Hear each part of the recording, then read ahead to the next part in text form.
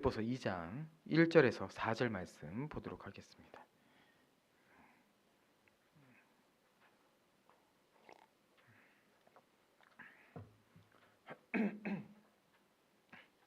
빌립보서 2장 1절부터 4절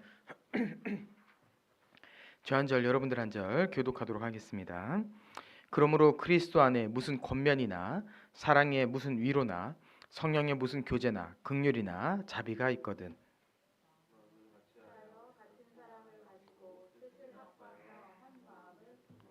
아무 일에든지 다툼이나 허용으로 하지 말고 오직 겸손한 마음으로 각각 자기보다 남을 낮게 여기고 각각 자기를 돌볼 뿐더러 또한 각각 다른 사람의 일을 돌보아 나의 기쁨을 충만하게 하라.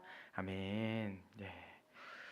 오늘은 이제 저번 시간 교회의 비전에 이어서 26년 목표에 대해서 나누도록 하겠습니다.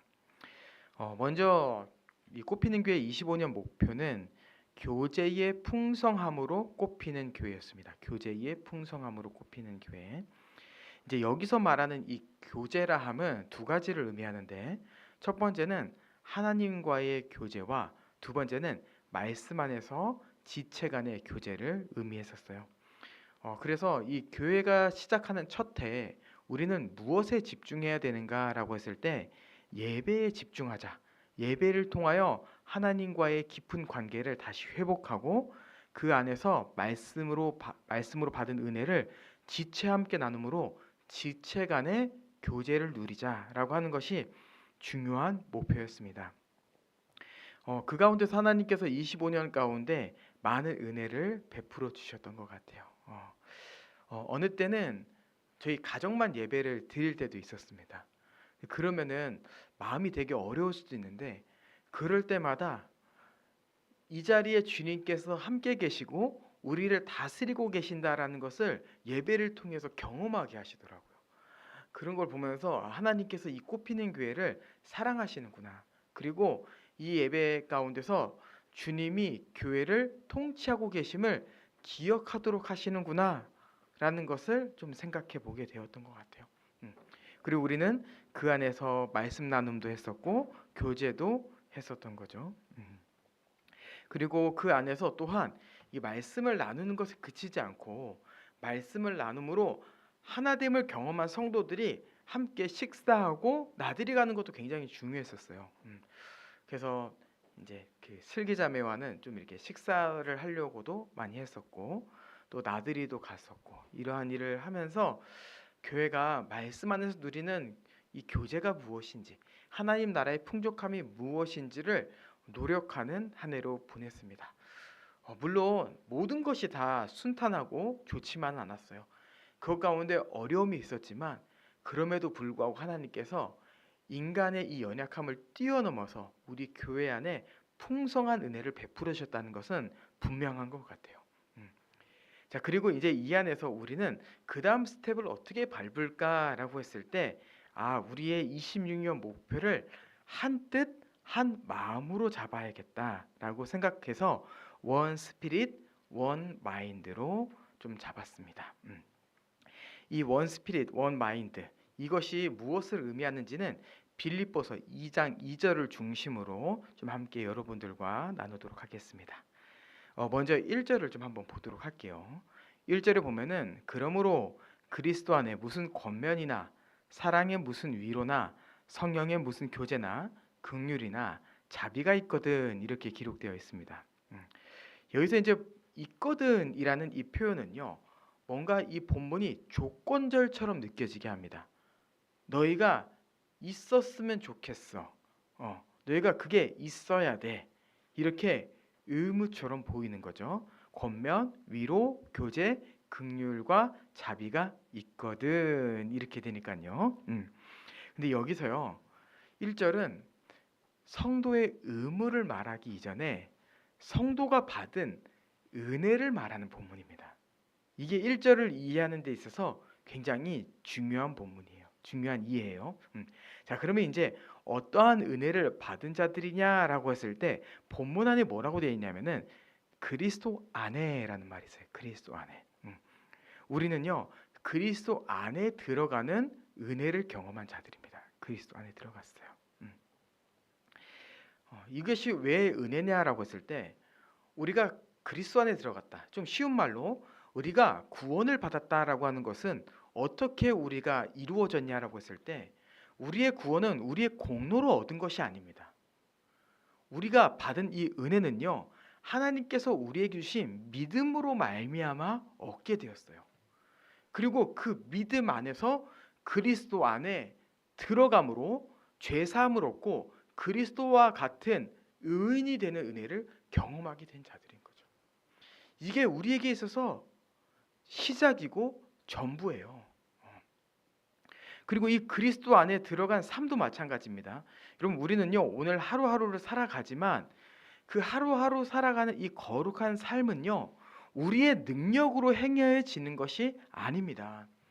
우리는 오늘도 거룩한 삶을 어떻게 살아가고 있습니까? 바로 그리스도 안에서 하나님께서 주신 은혜로 하루하루를 살아가고 있어요. 그러한 부분에서 이 그리스도 안에라고 하는 것은 우리의 시작, 우리의 삶, 이 모든 것을 말하는 하나님의 은혜입니다. 하나님의 은혜. 그래서 이 본문을요 1절을 의역해 보면 이렇게 얘기할 수 있는 거예요. 그러므로 우리는 그리스도 안에 있습니다. 이렇게 이제 이해를 할 수 있는 거죠. 자, 그래서 이제 우리가 그 다음에 그렇다면은 그리스도 안에서 누리는 은혜는 무엇이냐라고 했을 때 남은 1절이 그것을 설명하고 있는 거예요. 이것 또한 우리의 의무가 아니라 먼저는 은혜입니다. 너희가 그리스도의 권면을 받았다. 너희가 그리스도로 인해 사랑의 위로를 받았다. 너희가 성령님으로 인하여서 그리스도와 교제하고 있다. 너희가 먼저 그리스도의 긍휼과 자비를 경험하였다. 라고 이야기하는 것. 이게 바로 본문의 해석입니다. 본문의 해석. 그리스도께서 우리를 격려하십니다. 우리는요 그 격려함으로 인하여서 다시 힘을 얻고 나아갈 수 있어요. 이 권면은요 충고가 아니에요. 잔소리가 아닙니다. 우리를 세우기 위한 격려예요. 격려. 우리는 그 격려 안에서 계속해서 힘을 얻으며 하루하루를 살아가는 거예요. 그리고 우리는 그리스도 안에서 사랑의 위로를 경험하고 있죠. 그리스도께서 자신의 사랑으로 우리를 계속해서 위로하십니다. 힘내라. 내가 너와 함께하고 있다. 내가 너를 위해서 성령을 너에게 주었다. 그러한 것으로 우리에게 위로를 주시고 또한 어떻게 합니까? 성령 안에서 그리스도와 친밀한 교제를 하게 하십니다. 그럼 우리 주님이 살아계세요. 우리 주님은요 하나의 우상, 하나의 어떠한 물건이 아닙니다. 우리 하나님은요 인격적인 분이세요. 그리고 우리는 성령 안에서 그분과 인격적인 교제, 커뮤니케이션을 하는 거예요. 이것이 인간으로 창조되어서 하나님의 백성이 된 우리가 누리는 은혜인 거죠. 그리고 주님은 우리에게 조건 없는 긍휼과 자비를 베풀어 주세요. 긍휼과 자비를.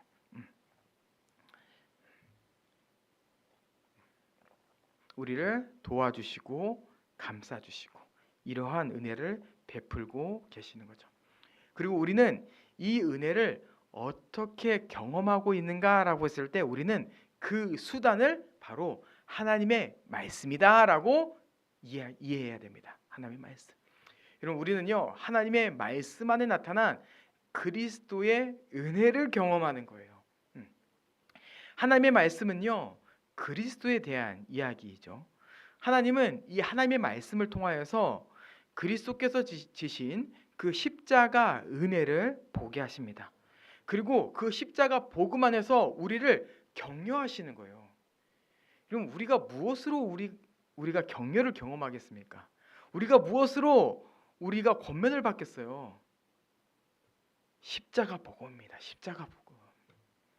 말씀 안에서 우리가 십자가 복음을 다시 기억했을 때 그 복음이 우리를 다시 세우는 거예요.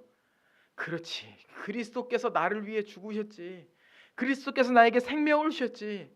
내가 지금 이렇게 있어야 될 존재가 아닌데, 내가 지금 이렇게 엎드려 있어야 될 존재가 아닌데 주님께서 나를 일으켜 세우셨으니 주님 내가 일어나겠습니다 라고 그 십자가 앞에서 경험하고 느끼고 다시 다짐하는 겁니다. 그리고 무엇이 우리의 참된 위로가 될 수 있습니까? 바로 십자가 복음인 겁니다. 이것도 십자가 복음. 어느 땐 너무 힘든 거예요. 어느 땐 너무 포기하고 싶고 어느 땐 너무 지칩니다. 근데 아무 의무가 없으셨음에도 불구하고 우리를 대신하여 십자가 고난을 지신 그 예수 그리스도를 바라봤을 때 우리는 우리 안에 위로가 생기며 다시 한번 주를 위해 살고 싶은 그 힘이 생깁니다. 그 십자가 삶, 그 고난의 삶, 그 어려운 역경의 그 삶이 우리에게 참된 위로가 되는 거예요. 주님, 저는 세상에서 제가 제일 힘든 줄 알았어요. 근데 나를 위해 이 걸어가신 주님이 가장 큰 고난을 걸으신 분이며 내가 주님을 보니 너무나 위로가 됩니다. 사람은요, 자신보다 힘든 길을 걸어가고 있는 사람을 봤을 때 위로가 됩니다. 네. 저는 이제 유튜브를 보면서 이렇게 어떤 브이로그, 일상, 어떠한 삶의 이 사람의 다큐를 보는 거를 참 좋아하는데 왜 그러냐면은 그러한 거친 삶을 통하여서 위로를 얻게 돼요. 저 사람도 저러한 일을 겪었는데 저렇게 열심히 사는 걸 보면은 나도 진짜 열심히 살고 싶다. 이것이 하나님께서 이 세상 가운데서 느끼게 하는 도전이거든요. 근데 복음은 더 큰 힘이 있죠. 그 복음 안에서 예수 그리스도를 바라보며 주님을 보니 내가 주님과 함께 그 길을 걷고 싶습니다. 라는 위로를 경험하게 되는 거예요. 그리고 또 어떠한 일을 경험하게 됩니까? 바로 교제를 경험하게 됩니다. 교제. 네. 십자가 복음이 우리를 교제하게 해요. 이게 무슨 얘기냐 하면은 이제 새벽 기도회 때 제가 기도를 하고 있는데 제 기도 제목을 한번 좀 이렇게 쭉 살펴봤어요. 나는 어떻게 기도하고 있지 하나님께? 근데 정말 이 기도의 대부분의 양이 해주세요, 도와주세요 이런 부분이었더라고요. 물론 이 부분이 필요가 없는 건 아닙니다. 근데 기도가 다 이제 우리 가족을 건강하게 도와주시고 우리 교회가 영육간에 강건할 수 있도록 도와주시고 우리 교회 햇살이가 건강하게 태어날 수 있도록 도와주시고 다 도와주시고인 거예요. 그러면서 제가 기도를 하다가 무슨 생각이 들었냐면은 나만 얘기하고 있나? 뭔가 이 기도를 하면서 하나님과 소통을 하는 느낌이 있어야 되는데 그게 아니라 하나님이 아버지로서 내 기도를 분명히 듣고 계시지만 나는 하나님의 그 이야기를 들으려고 하고 있나? 이러한 생각을 기도 중에 하게 되더라고요. 그러면서 제가 기도 가운데 들었던 생각이 도와주세요를 하기 이전에 하나님께서 먼저 나에게 들려주셨던 복음을 다시 기억해보자. 오늘 말씀 안에서 나타난 하나님의 은혜를 다시 생각해보고 고백해보자 라는 생각을 하게 됐어요. 우리는 그 복음 안에서 하나님과 교제하는 거예요. 우리가 기도하면서 해주세요, 도와주세요 할 수 있지만 그 십자가 은혜를 기억함을 통하여서 다시 한번 그 하나님의 사랑을 경험하게 되고 다시 한번 그 하나님의 은혜를 들음으로 인하여서 하나님과 깊은 교제 가운데 들어가는 것, 이것이 바로 우리가 하나님과 누릴 수 있는 은혜입니다. 은혜. 소통이 그 안에서 이루어져 가는 거죠. 그리고 저번 시간 우리가 이 방문자 교육 때도 나눴지만 예배도 그러한 역할을 하는 거예요. 그러한 역할. 일방적으로 대표 기도자가 기도하고 일방적으로 말씀을 고백하고 이러한 것이 아니라 우리가 이 안에서 인도자를 통하여 하나님의 음성을 듣고 또한 우리가 말씀을 고백함을 통하여서 그 하나님의 은혜를 기억하고 이것이 우리 안에 나타나는 거죠. 네. 혹시 무슨 문제가 있나요? 곧 꺼질 것 같아요. 오케이. 갔다 와도 돼요.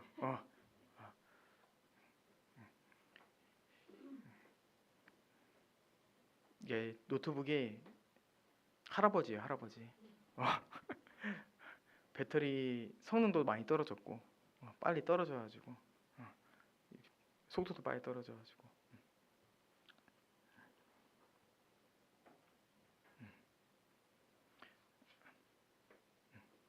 뒤에 가져가서 방송실에서 충전하시면 됩니다. 콘센트가 따로 없으니까.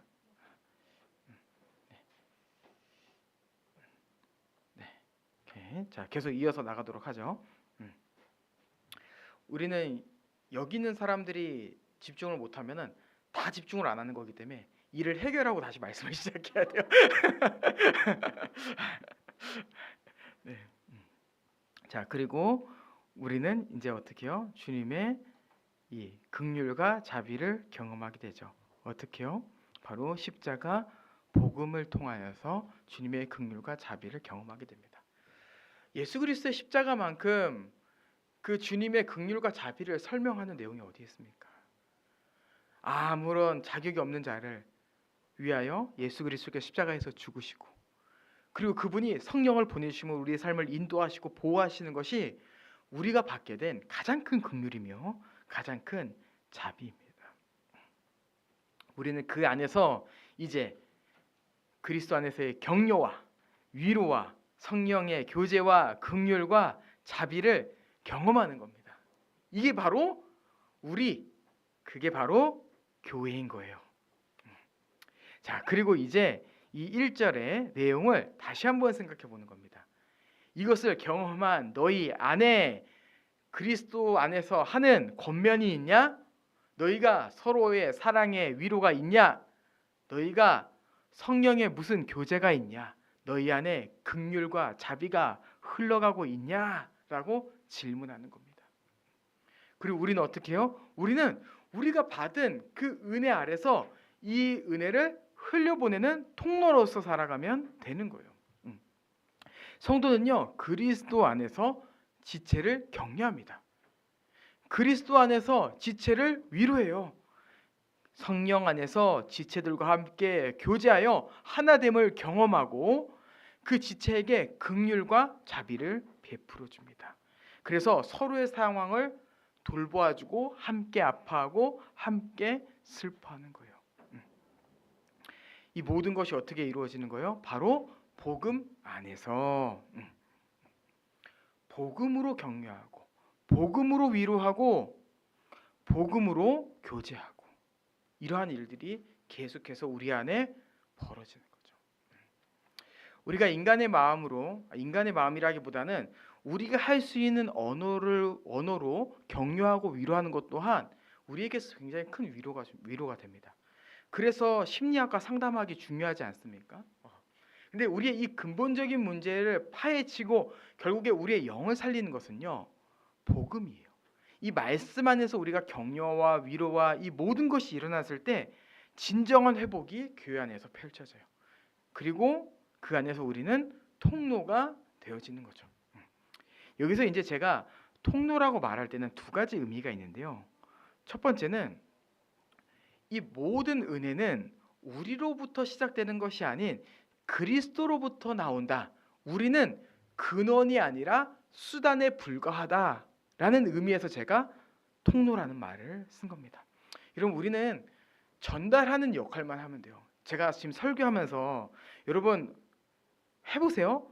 근데 하지만 좀 어려울걸요? 이런 말을 굳이 제가 하지 않는 이유가 뭐냐면요, 여러분, 주님이 우리에게 원하시는 것은 너희 안에서 무엇을 뽑아내서 그 사람을 격려해, 너희 안에서 무엇을 나타내서 너희가 그 사람에게 긍휼과 자비를 베풀어, 이러한 요구를 하는 것이 아닙니다. 본문이 처음부터 그리스도 안에라는 말을 사용하고 있다는 것은 그 모든 근원은 그리스도라는 거예요. 그리고 어떻게 해요? 너희가 받은 은혜를 나누면 돼. 주님께서 우리를 위하여 십자가에서 죽으셨어. 그분이 우리를 사랑하셔. 그분이 지금도 너의 삶을 위로하고 계셔. 전달자로서 행해지는 거죠. 그리고 두 번째, 하나님은 우리를 적극적으로 수단으로 사용하기를 원하신다는 거예요. 그게 제가 굳이 통로라는 말을 사용한 의도입니다. 우리는요, 통로인데요, 이 통로는 그냥 통로였으면 좋겠어, 근데 안 되면은 뭐 어쩔 수 없지, 이게 아니라 주님이 우리가 통로가 되시기를 너무 기뻐하시고 주님께서 우리를 들어 쓰십니다. 이게 우리의 존재예요, 여러분. 왜 우리를 그리스도 안에 집어넣으셨을까요? 우리가 통로가 되라고 하는 거예요. 우리가 통로가 되라고. 우리를 하나님의 전달자로 세우셨어요. 하나님의 전달자. 자, 이제 이 안에서 그렇다면은 2절의 말씀을 좀 살펴보도록 할게요. 이 도대체 한뜻 한마음이 무엇인가라고 했을 때 2절을 보면 이렇게 되어 있습니다. 마음을 같이하여 같은 사랑을 가지고 뜻을 합하여 한 마음을 품어, 이렇게 되어 있어요. 자, 먼저 우리는 이 한뜻 한마음을 살펴보기 전에 마음을 같이하여 같은 사랑을 가지고를 한번 좀 생각해 봐야 되는데, 여기서 말하는 같은 마음과 같은 사랑은 너희의 마음을 이제 하나로 조율해봐, 여러분, 이러한 의미가 아닙니다. 너희의 생각과 마음을 하나로 합쳐봐, 이런 것이 아니에요. 지금 우리의 관계를요, 우리가 서로 이렇게 연결되어 있는 관계로 이해할 것이 아니라, 지금 우리의 이 구조를 어떻게 잡아야 되냐면요, 그리스도를 중심으로 두고 그 안에 우리가 하나가 된 구조로 이해해야 됩니다. 그래서 우리가 같은 마음과 같은 사랑을 가지라는 얘기는 무엇이냐면은, 그리스도의 마음을 가져라, 그리스도의 사랑을 가지라라고 하는 의미로 이해해야 되는 거예요. 우리의 관계가요, 이렇게 다이렉트로 연결되어 있으면은 한 사람 한 사람의 영향이 너무 크고요, 한 사람이 틀어졌을 때 모든 것이 뒤틀리게 되어 있습니다. 근데 하나님은 이 교회를요, 한 사람 한 사람이 이렇게 선으로 연결되어 있는 구조로 만드는 것이 아니라 한 울타리를 두시고 그 중심에 그리스도를 두셨어요. 그래서 우리가 같은 마음과 같은 사랑이 된다라고 하는 것은 우리가 서로 민주주의 정신으로 하나됨을 지키고 그 하나됨의 수준을 맞추자라고 하는 것이 아니라, 우리가 바라보고 있는 그리스도를 향해 우리가 있자, 우리가 우리 앞에 있는 그 그리스도 앞에 서자, 이것이 훨씬 더 명확하고 정확한 의미인 거예요. 여러분, 주님께서 우리를 그리스도의 마음으로 서게 하셨습니다. 어떻게요? 1절을 통해서요. 주님께서 우리를 그리스도의 사랑으로 서게 하셨어요. 어떻게요? 1절 때문에 그렇게 되었습니다. 그 그리스도의 마음과 그리스도의 사랑 안에서 우리를 하나 되게 하셨어요. 하나 되게 하셨어요. 그래서 우리 안에서는 이제 어떻게 해요? 이번에는 내 마음을 좀 맞춰줘, 다음에는 내가 네 마음을 좀 살펴줄게, 이러한 것이 아니라 우리 안에서 어떠한 동일한 기준을 가지고 이제 우리가 무엇을 결정하고 생각할 때 우리의 기준은 무엇인가라고 했을 때, 우리의 기준은 나도 아닌 너도 아닌 우리는 그리스도입니다, 이렇게 이야기해야 되는 거예요. 이렇게 이야기하는 거. 자, 그리고 이러한 부분에 있어서 우리가 흔들리려고 할 때 어떻게 해야 되는 거예요? 우리 안에 같은 마음이 되려고 하지 않고 같은 사랑이 되려고 하지 않을 때 우리는 어떻게 해야 됩니까? 다시 한번 1절을 기억해야 되는 겁니다. 주님께서 우리에게 어떠한 권면을 하셨는지, 그리스도께서 우리에게 어떠한 위로를 주셨는지, 우리가 성령 안에서 그리스도와 어떤 교제를 하였는지, 우리가 그 안에서 어떠한 긍휼과 자비를 얻었는지를 기억할 때 우리는 다시 마음을 합칠 수 있어요. 우리가 그렇게 하지 않으면요, 계속 그 사람의 행동과 그 사람의 태도와 그 사람의 마음과 그 사람의 말에 집중하게 되어 있습니다. 그러면요, 사람의 마음은 안 풀려요. 내 기준으로는요, 만족이 되지 않거든요. 근데 우리가 진짜 이 교회 안에서 회복될 때가 언제예요? 그리스도를 바라봤을 때요. 그리스도를 바라봤을 때 그 사람의 마음과 말과 행동과 상관없이 내가 그 사람에게 맞추고자 합니다. 내가 다시 그리스도 앞에서 한 몸에 속하길 원해요. 이게 바로 교회라는 존재인 거예요. 이게 바로 교회라는 존재. 그리스도 안에서 하나 되어서 이제 사람을 바라보는 것이 아닌 하나님을 바라보고, 그 하나님을 바라봄 안에서 우리의 기준과 우리의 목표와 우리의 생각과 우리의 마음이 결정되어지는 거죠. 그리고 그 모든 기준이 그리스도가 되었을 때 우리는 함께 갈 수 있습니다. 함께 갈 수 있어요. 교회 안에 그리스도가 없으면요, 이 사사기에 나타난 이스라엘처럼 됩니다. 각각 자기의 소견에 따라 행함으로 난장판, 개판이 되는 거예요. 개판이. 네. 교회는요, 탁월한 한 사람이 이끌어가는 게 절대로 아닙니다. 교회는요, 그리스도가 이끌어가는 거예요. 그리스도가. 네. 그리고 그때 우리는 어떻게 되는 겁니까? 바로 우리는 한 뜻, 한 마음이 되는 거예요. 한 뜻, 한 마음. 네. 자, 한 뜻, 한 마음. 자, 26년의 목표, 한 뜻, 한 마음. 이것이 이제 나오는 겁니다. 한 뜻, 한 마음. 자, 그러면 도대체 이게 한 뜻, 한 마음이 뭐냐라고 했을 때, 이 한 뜻, 한 마음은요, 개역개정 성경으로 보면은 좀 이해하기 어렵습니다. 우리가 생각하는 한 뜻, 한 마음의 의미가 있어요. 뜻을 합해야 되는구나, 마음을 합해야 되는구나, 이렇게 생각할 수 있는데요. 이것을 좀 원어적으로 좀 한번 생각을 해보도록 할게요. 이 뜻이라는 단어를 이 원어의 단어를 이렇게 분해해 보면은 함께라는 단어와 혼이라는 단어가 합쳐진 합성어입니다. 그래서 이 뜻이라는 단어를 좀 풀면은 혼이 함께 엮인 존재, 이렇게 할 수 있어요. 혼이 엮인 하나의 존재, 이렇게 얘기할 수 있어요. 다른 말로 이야기하면요, 하나의 결을 가진 존재, 이렇게 얘기합니다.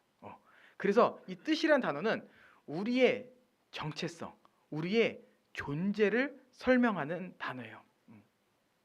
제가 쉽게 설명해 볼게요. 너희가 하나야, 이 얘기라는 게 바로 한 뜻이야. 한 뜻. 그리고 어떻게요? 한 마음, 이렇게 얘기하는 거예요. 하나로서 한 마음을 가져라, 이렇게 얘기하는데, 그렇다면 이 마음은 뭐냐? 바로 앞에서 말한 이 마음과 사랑은 우리의 출발점이었다면은 뒤에 똑같이 마음이 등장하죠. 이 뒤에 등장하는 한 마음은 우리의 목표를 얘기합니다. 그래서 하나된 목표를 얘기하는 거예요. 하나된 목표. 그래서 이 같은 마음과 같은 사랑은 출발점, 그리고 한 뜻은 이 모든 것을 돌아가게 하는 우리의 존재, 그리고 한 뒤에 나온 한 마음은 결과, 목표, 이렇게 이해하는 겁니다. 그럼 한 뜻 한 마음을 어떻게 해석할 수 있는 거예요? 우리가 하나님이 세우신 한 몸으로서 이제 한 교회로 살아가자, 이게 바로 한 뜻 한 마음인 겁니다. 2절은요, 우리가 1절에서 경험했던 그 그리스도의 마음, 그리고 그리스도의 사랑, 그 교제, 그리고 그 긍휼과 자비 안에서 이제 우리가 어떠한 방식으로 나아가야 될지를 보여주는 거예요. 그럼 우리 안에, 이 교회 안에 살아가면서요, 한 뜻과 한 마음이 되지 않아도 착하게 살 수 있습니다. 이 교회 안에서요, 한 뜻과 한 마음이 되지 않아도요, 사랑을 행할 수 있어요. 근데 이 성경 오늘 본문은요, 우리에게 더 큰 요구를 하고 있는 거예요. 그냥 너가 그리스도인으로서 착하게 살고 선행을 베풀면서 살아가는 것이 아니라 너희가 이것을 뛰어넘어서 정말 너희가 한 몸임을 기억했으면 좋겠어. 그리고 너희가 한 몸으로서 이제 하나의 목표를 향해 달려갔으면 좋겠어라고 이야기하는 거예요. 이것은 우리가 앞에서 이야기했던 착한 삶과 결이 다른, 수준이 다른 목표입니다. 그리고 이것이 바로 하나님께서 우리를 이 한 지역 교회에 부르신 목적이에요. 목적. 하나님께서 우리에게 이 사명을 주셨어요. 하나님께서 이것을 통해서 우리가 하나님 나라의 생명을 누리기를 원하시고요, 하나님 나라의 복을 누리기를 원하십니다. 제가 계속해서 이야기하죠. 이 이야기가 정말 중요하다고 하면서 이야기하는 게 뭡니까? 우리의 진짜 영광, 우리의 진짜 그 차고 넘치는 복은 어디에서 나타난다? 하나됨에서 나타난다. 하나됨. 그 안에서 우리는 그리스도의 권면을 더 크게 경험하고 그리스도의 위로를 더 크게 경험하며 계속해서 한 걸음 한 걸음 걸어가는 겁니다. 자, 그리고 이 부분에 대해서 구체적으로 설명하는 게 바로 3, 4절인 거예요. 3, 4절. 자, 우리가 한뜻 한 마음으로 살아갈 때 어떠한 이제 모습이 나타나는가라고 했을 때 우리는요 이제 다툼과 허영을 버리게 될 겁니다. 다툼과 허영을 버리게 돼요. 자, 다툼이 왜 일어날까요, 여러분? 다툼이 그것은 바로 내가 맞다고 생각하기 때문에 여러분 다툼이 일어나는 겁니다. 내 생각을 굽히지 않고 내가 정답이라고 생각하기 때문에 우리 안에 다툼이 일어날 수 있는 거예요. 자, 그 다음에 허영. 허영이 뭐죠? 바로 자기 자랑, 자기 과시. 왜 우리는 자기를 자랑하고 왜 우리는 자기를 과시합니까? 그것은 바로 내가 다른 사람보다 낫다고 생각하기 때문입니다. 내가 저 사람보다 조금 더 나은 사람이기 때문에 나를 자랑해도 된다고 생각해요. 나를 과시해도 된다고 생각해요. 우리 삶을 보세요, 여러분. 우리가 어떠한 모임에 갔을 때 사람들이 막 자기 자랑을 하잖아요. 근데 그 상대방이 자기가 지금까지 어떠한 커리어를 쌓았는지 얘기하면 여러분 얘기를 하고 싶습니까? 뭔가 내가 얘기하면은 내가 저 사람보다 낮아지는 것 같고 얘기하고 싶지 않잖아요. 그럼 저 사람은 왜 얘기할까요? 나 이런 사람이야. 너희는 아직 나보다 나의 수준으로 올려면 멀었어. 이것이 바로 허영으로 빠지게 하는 거예요. 근데 여러분 이것은요 교회가 한뜻 한마음이 되게 하는 데 있어서 아주 큰 걸림돌입니다. 하나님은요 교회를 그렇게 세우기를 원치 않으세요. 중요한 건 뭐예요? 우리가 다툼이 일어날 때 내가 맞다고 생각하기 때문에 다툼이 일어난다고 하는데 여러분 우리 안에 있어서 절대적인 정답은 없습니다. 결국에 우리 안에서 나오는 그 경험은요 우리가 정답이라고 생각하는 거지 진짜 우리 인생의 정답은요 말씀이에요. 말씀이 우리의 삶의 정답을 제시하고요 우리가 그 말씀 안에 살아갈 때 우리가 정답대로 살아가는 겁니다. 그리고 허영도 마찬가지입니다. 우리가 한몸된 존재잖아요. 여러분 한몸된 존재라고 하는 것은 하나님께서 각 지체에 그 맞게 그 분량에 맞는 지혜를 주셨다는 거예요. 그 얘기는 무슨 얘기냐면은 우리는 서로 다른 나음을 가지고 있다는 겁니다. 서로 다른 나음. 교회 안에는요 모든 사람이 중요하고요 모든 사람이 필요한 인물이에요. 근데 허영은 뭐예요? 야 나는 손인데 발한테 너는 왜 손같이 행동 안 하냐? 나처럼 이렇게 잘 좀 잡아봐. 이게 여러분 허영인 거예요. 이게 허영. 그 사람은 발로서 발의 역할을 너무 잘하고 있는데 왜 발한테 손의 역할을 요구하면서 자기를 자랑해요. 자기를 과시해요. 그게 한몸된 원리에 맞지 않은 생각인 거예요.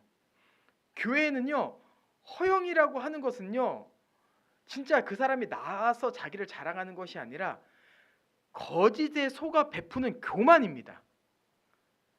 그것 안에서 교회가 계속해서 문제를 경험하게 되고 무너지게 되는 거예요.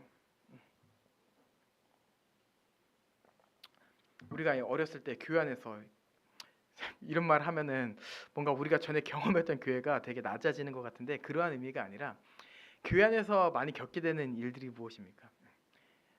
글쎄 저 집사님 아들이 서울대 갔대.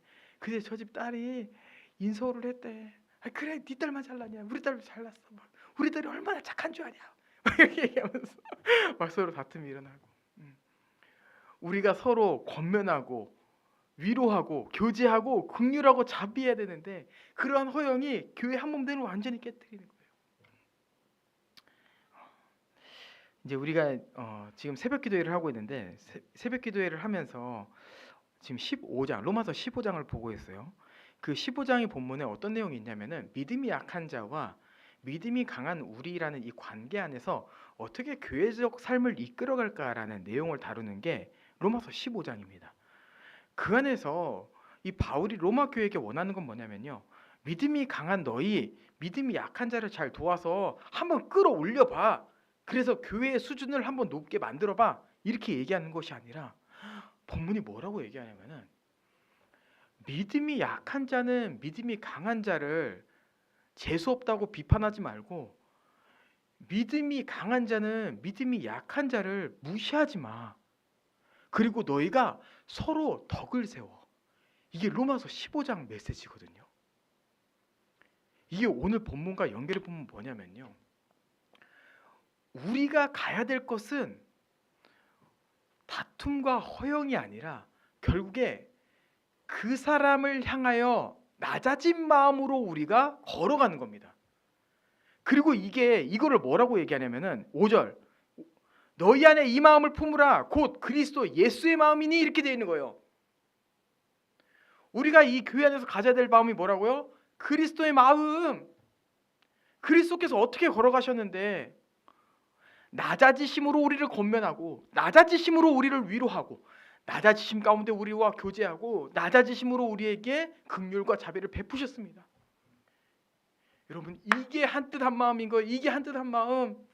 낮아지는 건 낮아지는 거. 그래서 본문이 뭐라고 얘기하는 거예요? 겸손한 마음으로 각각 자기보다 남을 낮게 여겨라 얘기하는 거예요. 겸손한 마음으로. 이 겸손한 마음은 언제 얻을 수 있죠? 우리가 복음 앞에 섰을 때. 복음 앞에 서 보니 주님 저는 아무것도 아닌 존재입니다. 그리고 이 마음이 어디까지 가야 돼요? 주님 저는 주님처럼 낮아지겠습니다. 그리고 낮아짐을 통하여 당하는 그런 어려움들은요. 주님 내가 자존심 상해하지 않고 당연하게 여길게요. 왜냐하면은 저는 정말 주님 앞에서 낮은 존재이거든요. 여러분 우리가 이 마음까지 가기를 원해요. 이 마음까지. 교회 안에 자기 자존심을 내세우면요. 한도 끝도 없습니다. 교회 안에서 자기 자존심을 내세우면은요. 맨날 싸울 수밖에 없어요. 왜냐하면 무시당하는 게 싫거든요. 낮아지는 게 싫거든요. 근데 어떻게 해야 되는 거예요? 그 복음 앞에서 나를 다 내려놔야 돼요. 나를 다 내려놔야 돼요. 이게 바로 성도고 이게 바로 그리스도의 제자이며 이게 바로 한 몸 안에 속한 한 지체의 정체성입니다. 그게 바로 우리예요. 그게 바로 우리. 네.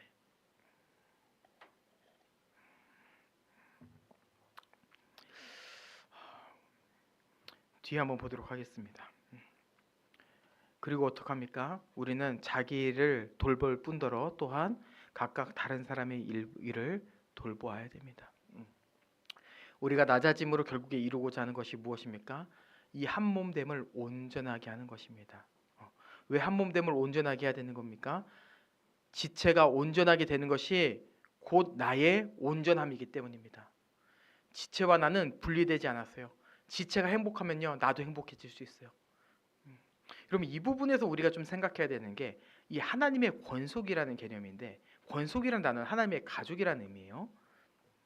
아빠가 행복하면 누가 행복합니까? 엄마와 자녀들이 행복합니까? 행복합니다. 자녀들이 행복하면 누가 행복합니까? 부모가 행복합니다. 교회도 똑같아요. 한 몸 된 존재로서 한 사람이 행복하면요 옆에 있는 사람이 행복해요. 그게 바로 교회고 그게 바로 가족이에요. 이 길을 함께 걸어가야 돼. 이 길을 함께 걸어. 네. 그리고 이 길을 걸어가는 데 있어서 우리가 26년에도 말씀을 붙잡고 나아가길 원해요. 제가 지금까지 10여일 동안 3주간의 설교를 했어요. 그때 동안 계속 그 모든 밑바탕, 그 모든 원리는 뭐냐면요. 말씀이었습니다. 말씀 위에 서서 한몸됨을 지키고 진정한 하나님의 나라를 누리는 우리 그 안에서 진짜 행복하고 그 시작을 우리 한번 제주도로 한번 잘 뛰어봤으면 좋겠어요. 네. 한 뜻 한 마음으로 나아갑시다. 우리 함께 기도하며 나아가도록 하겠습니다.